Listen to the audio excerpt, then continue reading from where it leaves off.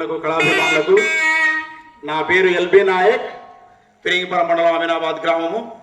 నాకు ఇచ్చే చక్కటి అవకాశం ఇచ్చినటువంటి గ్రామ పెద్దలకు మరియు కామనాయక్ గారికి, మరి కమిటీ ఆర్గనైజర్ అయిన కొండల బాబాయ్ గారికి, వీరందరికీ నేను రుణపడి ఉంటాను.